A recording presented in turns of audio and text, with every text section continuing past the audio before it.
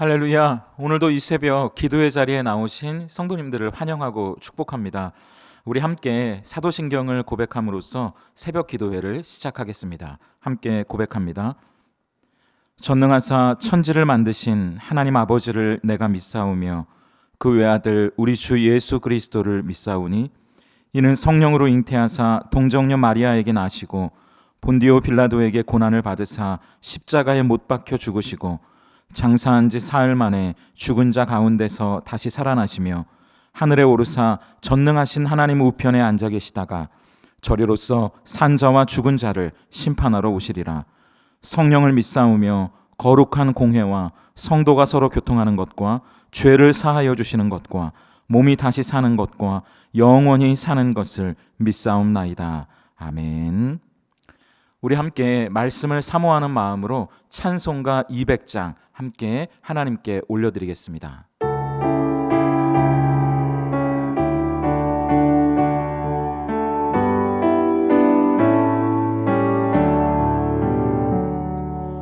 달고 묘한 그 말씀 생명의 말씀은 귀한 그 말씀 진실로 생명의 말씀이 나의 길과 믿음 밝히 보여주니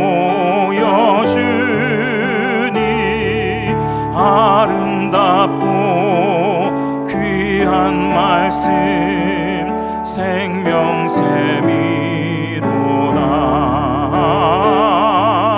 아름답고 귀한 말씀 생명샘이로다.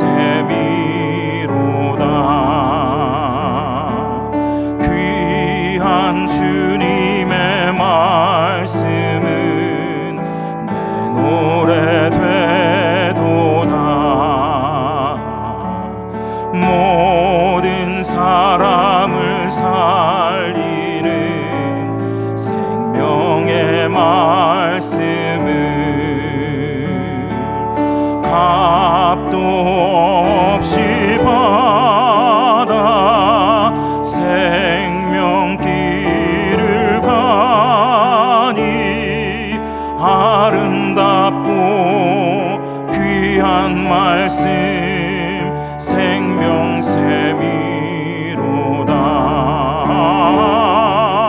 아름답고 귀한 말씀 생명샘이로다. 널리 울리어 퍼지는 생명의 말씀은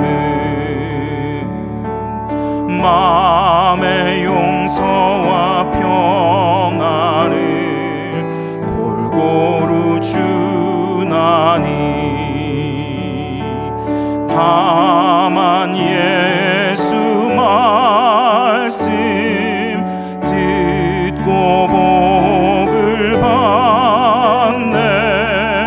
아름답고 귀한 말씀 생명샘이로다.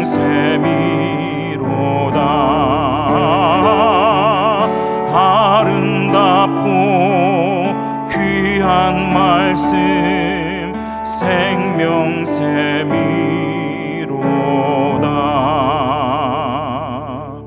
아멘. 오늘 우리가 함께 은혜 나눌 말씀은 잠언 31장 10절부터 31절까지의 말씀입니다. 우리 좀 길지만 우리 잠언 마지막 장이니까요. 우리 함께 봉독하겠습니다. 누가 현숙한 여인을 찾아오겠느냐? 그의 값은 진주보다 더하니라. 그런 자의 남편의 마음은 그를 믿나니 산업이 핍절하지 아니하겠으며 그런 자는 살아있는 동안에 그의 남편에게 선을 행하고 악을 행하지 아니하느니라. 그는 양털과 삼을 구하여 부지런히 손으로 일하며 상인의 배와 같아서 먼 데서 양식을 가져오며 밤이 새기 전에 일어나서 자기 집안 사람들에게 음식을 나누어 주며 여종들에게 일을 정하여 맡기며 밭을 살펴보고 사며 자기의 손으로 번 것을 가지고 포도원을 일구며 힘있게 허리를 묶으며 자기의 팔을 강하게 하며 자기의 장사가 잘 되는 줄로 깨닫고 밤에 등불을 끄지 아니하며 손으로 손뭉치를 들고 손가락으로 가락을 잡으며 그는 곤고한 자에게 손을 펴며 궁핍한 자를 위하여 손을 내밀며 자기 집 사람들은 다 홍색 옷을 입었으므로 눈이 와도 그는 자기 집 사람들을 위하여 염려하지 아니하며 그는 자기를 위하여 아름다운 이불을 지으며 세마포와 자색 옷을 입으며 그의 남편은 그 땅의 장로들과 함께 성문에 앉으며 사람들의 인정을 받으며 그는 배로 옷을 지어 팔며 띠를 만들어 상인들에게 맡기며 능력과 존귀로 옷을 삼고 후의를 웃으며 입을 열어 지혜를 베풀며 그의 혀로 인애의 법을 말하며 자기의 집안일을 보살피고 게을리 얻은 양식을 먹지 아니하나니 그의 자식들은 일어나 감사하며 그의 남편은 칭찬하기를 덕행 있는 여자가 많으나 그대는 모든 여자보다 뛰어나다 하느니라. 고운 것도 거짓되고 아름다운 것도 헛되나 오직 여호와를 경외하는 여자는 칭찬을 받을 것이라. 그 손의 열매가 그에게로 돌아갈 것이요 그 행한 일로 말미암아 성문에서 칭찬을 받으리라. 아멘. 오늘은 지난 5월부터 2달간 진행되었던 잠언의 말씀이 마치는 날입니다. 성도님들이 매일 새벽마다 잠언 말씀을 통해 귀한 은혜 받았다는 이야기를 많이 해주셨는데요. 아쉽게도 벌써 마지막 시간이 됐습니다. 잠언의 마지막 결론부인 오늘 31장 10절 이하의 단락은 그 유명한 현숙한 여인에 관한 이야기인데요. 성경학자들 사이에서는 이 현숙한 여인이 진짜 여인이라기보다는 두 가지로 보는 편이 대부분입니다. 잠언 1장 20절을 함께 볼까요? 지혜가 길거리에서 부르며 광장에서 소리를 높이며. 잠언을 시작하는 1장에서 지혜를 의인화해서 마치 지혜가 사람인 것처럼 소리를 높여 외친다고 이야기합니다. 그리고 마지막 장에서도 지혜를 현숙한 여인으로 의인화한 것이 아니겠느냐, 사람인 것처럼 그렇게 표현한 것이 아니겠느냐 하는 이야기가 첫 번째 견해고요. 또 하나는 지혜를 가지고 살아가는 남녀노소 모든 사람들을 대표하는 본보기로, 모델로서 과연 지혜를 가지고 살아가는 삶이란 어떤 삶인지 한 사람을 통해 보여주는 게 아니겠냐는 이야기가 두 번째 견해입니다. 둘 다 맞는 이야기죠. 그런 의미에서 오늘은 잠언의 마지막 말씀을 통해 과연 지혜를 가지고 살아간다는 것은 어떤 의미를 갖는지 함께 살펴보려고 합니다. 첫째, 지혜를 가지고 산다는 것은 일상에서 기쁨을 발견하는 삶입니다. 본문에 나타난 현숙한 여인의 삶을 보면 그야말로 엄청난 노동의 양에 입이 벌어질 정도거든요. 양털과 삶을 구해다가 부지런히 일하고 먼 길을 마다하지 않고 달려가서 먹을거리를 가져온대요. 밤이 새기 전에 일어나서 집안 사람들에게 음식을 만들어주고 직접 토지도 매매하고 그 돈으로 포도원을 구입하고, 아니 세상에 늦은 밤까지 등불을 끄지 않고 일할 뿐만 아니라 거기다 어려운 사람까지 도와줍니다. 얼마나 부지런한지 아직 오지 않은 겨울옷까지 미리 수선해 놓고 이불까지 손수 만들어 덮는데요. 아니 읽는 저도 진이 빠지는데 이런 삶을 살아가는 사람은 얼마나 힘이 들겠습니까? 그런데 제가 의미 있게 읽은 구절은 13절인데요. 우리 함께 세 번역으로 읽어볼까요? 양털과 삶을 구해다가 부지런히 손을 놀려 일하기를 즐거워한다. 즐거워한다? 제가 잘못 읽은 것 같아서 다른 번역으로도 찾아봤더니 공동 번역도 이렇게 표현합니다. 양털과 모시를 구해다가 손을 놀리니 즐겁기만 하구나. 지금 이 모든 일을 억지로 하는 것이 아니라 즐거워하면서 기쁨으로 하고 있다는 이야기입니다. 어떻게 이럴 수 있을까요? 감정 코칭을 가르치는 어떤 분이 쓴 글을 제가 읽은 기억이 나서 가져와 봤는데요. 함께 볼까요? 기쁨은 발견이다. 어려운 가운데, 힘든 가운데, 슬픈 가운데 자기만의 기쁨을 찾아내는 능력이야말로 진정한 능력이다. 기쁨을 찾아내는 능력이야말로 진정한 능력이다. 맞는 말 아닙니까? 자기가 하는 일에서 의미를 찾고 또 기쁨을 발견할 수 있는 사람이야말로 진짜 행복한 사람이잖아요. 그렇다면 어떻게 이 여인은 그게 가능했을까요? 그 힌트를 30절에서 찾아볼 수 있는데요. 이 지혜로운 여인은 하나님을 경외하는 여인이라는 겁니다. 2달간 묵상했던 잠언을 떠올려 보세요. 하나님을 경외한다는 것은 우리의 삶에 늘 그분을 인식하면서 그분 앞에서 살아가는 거잖아요. 그러니까 지혜로운 사람은 지금 내가 있는 그곳이, 가정이, 일터가, 만나는 사람들과의 관계가 하나님이 보내신 곳이라는 것을 알고 그 상황에 최선을 다하는 사람이라는 말입니다. 그리고 거기서 즐거움을 발견해내는 사람이라는 거죠. 시편 16편 11절이 바로 그런 말씀 아니겠어요? 우리 세 번역으로 함께 읽어볼까요? 주님께서 몸소 생명의 길을 나에게 보여주시니 주님을 모시고 사는 삶에 기쁨이 넘칩니다. 주님께서 내 오른쪽에 계시니 이 큰 즐거움이 영원토록 이어질 것입니다. 아멘. 내가 있는 이곳이 창조주 하나님이 나를 보내신 곳이라는 사실을 인정하니까 모든 삶의 순간순간이 주님을 모시고 사는 삶이라는 거죠. 그러니까 기쁨을 발견할 수 있다는 거잖아요. 우리에게 주어진 순간순간을 감사하면서 어떤 사람들은 좋은 일 가운데에도 오히려 남들과 비교하며 원망하고 불평하고 인생을 낭비하는 어리석은 삶을 살아가는데, 우리는 그런 사람들이 아니라 모든 것이 하나님의 선물임을 인정하고 그 안에서 기뻐할 수 있는 진짜 지혜로운 사람들이 바로 우리가 될 수 있기를 소망합니다. 그런가 하면 둘째, 지혜를 가지고 산다는 것은 일상을 은혜의 자리로 만드는 삶이기도 합니다. 여러분, 저는 잠언의 마지막 결론을 보면서 이런 생각이 들더라고요. 지금 지혜로운 여인의 무대가 어딘지 한번 보시겠어요? 교회가 아니거든요. 무슨 예루살렘 성전에서 금초대 사이를 지나고 있는 게 아니라는 말입니다. 그럼 어디예요? 양털과 삶을 구하는 시장이래요. 노점들로 북적이는 시장 바닥이고요. 장화를 신고 다니는 포도원 흙밭이고요. 물레를 돌리며 옷을 짓는 작업실이에요.